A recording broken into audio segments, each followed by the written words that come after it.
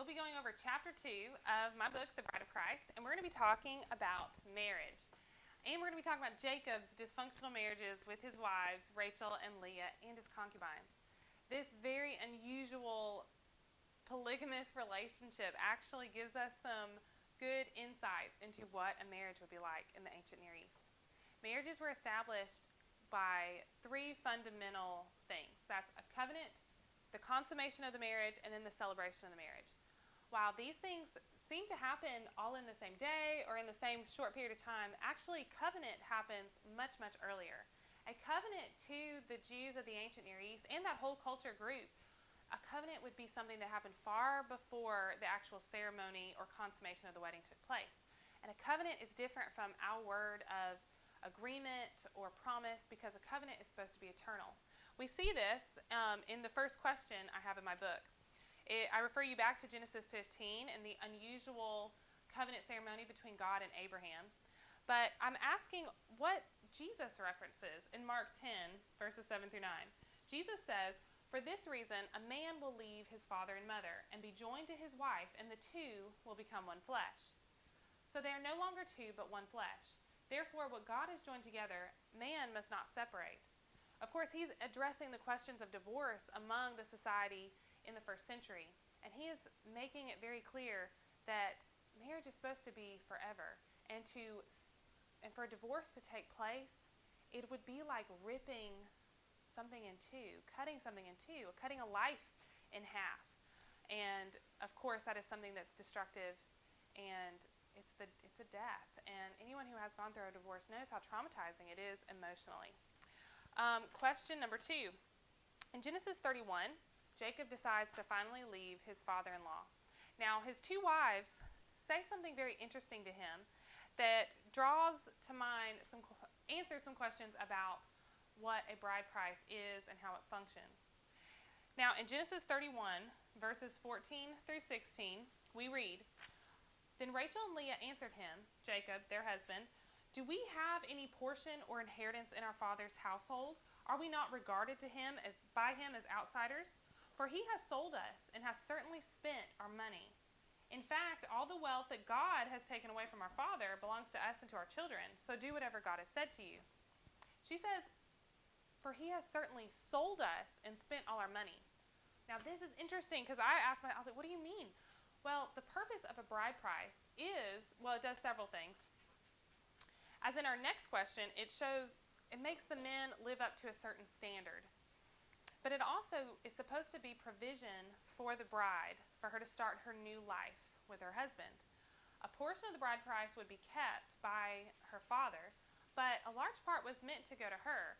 I did a bunch of research, and there were several traditions, and there was things that were said like only a really, really mean, stingy father would keep all the money that was given to his daughter as a bride price. And clearly we see that Rachel and Leah say that their father has sold them, which means like a slave doesn't get any money for being sold, and spent all our money. So this would be the money that would be the equivalent of 7 years of labor that Jacob did for each of them. That would be a significant amount of money that should have gone to Rachel and Leah, but they felt themselves cheated and didn't get it. So women, a bride price was a very good thing for women, especially in a place where they could not own property like we could today or run a business. Now, my second question is also about bride prices, and it's a funny one because there's one extremely strange bride price set on a woman, and that's from 1 Samuel 18. And of course, that was one that King Saul set on his daughter, Michal, when David was going to marry her. He asked David for 100 Philistine foreskins. Saul wanted David to be killed in this pursuit, but David fulfilled it. And then we have in Joshua 15 that Caleb promised his daughter to whoever took this city. Now, he did this to motivate the men to keep on conquering in the land of Canaan. But both of these bride prices are meant to set a high bar for who would be acceptable to marry one's daughter. This was to eliminate men who would be too weak or afraid to do those things. So, and if a bride price is just money, which it often is, it's a large sum, and therefore only a man who is settled, who has some wealth, can afford to marry. And this was, of course, a way to find a good husband for a woman.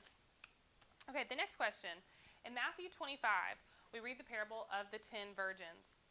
Now, of course, this parable can be very strange, but I want you to focus on the fact that 5 virgins were prepared. They had lamps and oil ready to go because a marriage typically took place at twilight, representing the change between day and night, one day and the next, to bring to mind the metaphor of you're leaving your single life, going to your married life. But at night, of course, you would need lamps. And these virgins, a virgin, that's the same word for a young girl, young unmarried girl. They would be just like bridesmaids. We consider bridesmaids today. The helpers, the friends, they were at a special place. They would follow the bride and help her with whatever she needed on her wedding day. But these women were not prepared. 5 of them looked prepared. They had lamps, but they had no oil. This was very foolish, and it was a dig at the Pharisees, who, of course, looked righteous, looked prepared for the Messiah, but they were not. And by the time they realized, oh man, we really need oil, we need that knowledge of the Messiah and understanding, then it would be too late. Because the bridegroom, Jesus, would say, I never knew you. So that's the significance of that question. Now, my next question is an extremely hard one, but I felt it must be discussed. The repercussions of a woman being raped, as in Exodus 22 and Deuteronomy 22, is a very confusing and troubling.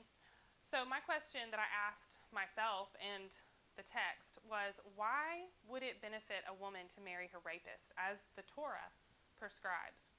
And is it better for a woman if she doesn't marry her rapist?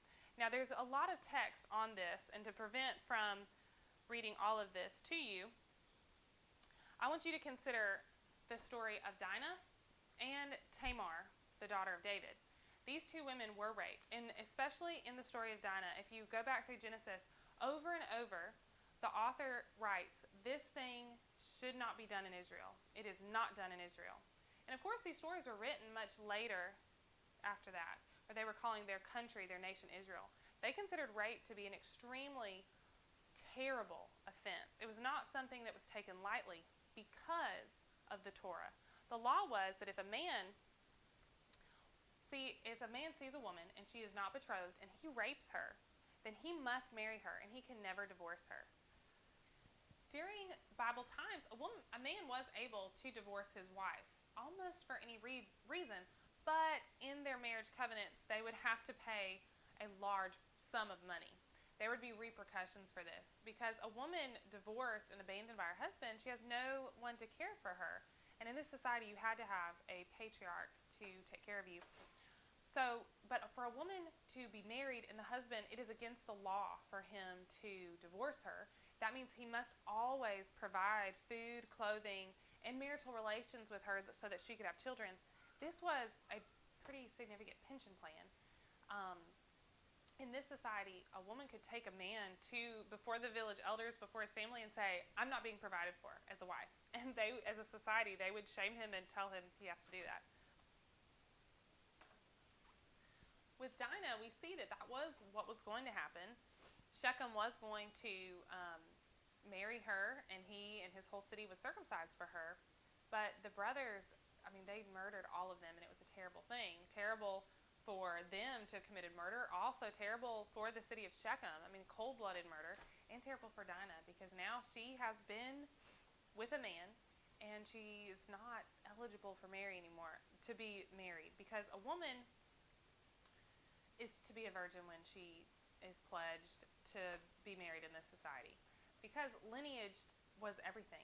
This was an inheritance, land-based society where your firstborn son inherited the majority of your wealth, and there was just no room for error in this. The only way to be sure that this child is yours is for you to know that your bride was a virgin. There were women that were widowed that did remarry, but sadly to say, their value was greatly diminished.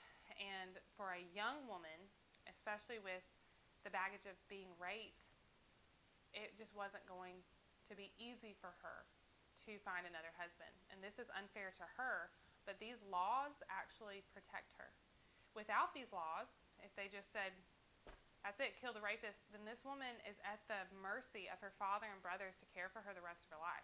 But if it's a society where the man's like, oh, you raped a woman? Well, you must marry her, and you must take care of her. Oh, you already have a wife? Tough. You have to marry her, and that's it. That should, hopefully, the idea was that to make men stop and think, man, this is not the correct behavior. I don't need to do this because I will be held accountable. That's the idea. And of course, we can look at the story of Tamar with David and saw that she begged him after she was raped. She begged her half brother to marry her. That sending her away was worse than raping her to start with, and she lived in mourning the rest of her life. So it was a hard society, and we are very blessed to live in our society where things are not that way. But things are not that way because of the Christian society that we're in, and that's a blessing.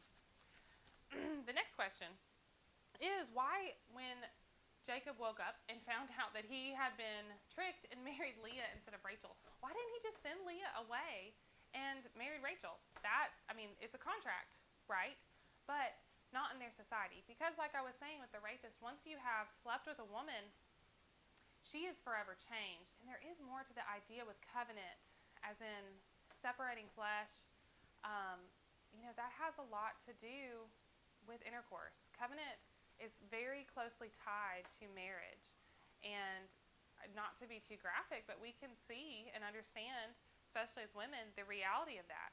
Once you have had sex with a man, you're never the same, and it's evident. So because Jacob had slept with Leah, he was responsible for her for the rest of their lives. And this changed their family. He wanted to marry Rachel so badly, but Leah was the first wife. And we see this with Abraham and Sarah, how Hagar and Ishmael were not acceptable, I believe, because Hagar was not the true wife. No, Hagar was not the wife. It was Leah. Leah was the first wife. So, therefore, she's the one that's buried in the family tomb, along with Abraham and Sarah, Isaac and Rebekah, Leah, and then eventually Jacob. And Leah is the one who has the heir. She has Reuben, but more importantly, she is the mother of Judah, where Jesus comes from that line, the kingly line. She is the true wife of Jacob, and it shows in her lineage. In the last question, we're going to talk about the celebration. Now, in the New Testament, Jesus talks many times about how the kingdom of God is like a wedding. In Matthew 22, we read that this invitation goes out to all of the groom's friends. We're assuming this is the Pharisees, the Jews, but they reject it. So he says, well, invite anyone, he'll come. So these people come. But then we have this unusual side note of a man is there, and he's not wearing his wedding clothes. And the king gets so mad that he has him drug out and cast out. So this is concerning because what does that mean? So I looked into it. They believe, these are anthropologists and archaeologists, they believe that at a royal wedding, certain people were invited. And with your invitation came a item of clothing, a robe, a tunic, something that would set you apart to appear at this feast. Now, clothing was very, very expensive at this time. So an item of clothing from the royal household would have been precious. Now, if that was the case, this person shows up without his wedding clothes, without the precious gift that was given to him by the king. And of course, that would be a great affront. So this is worth meditating on, that if a gift has been given, then we should put it on and live in the life that Jesus has opened up for us. I hope this was helpful. We'll talk to you again next week.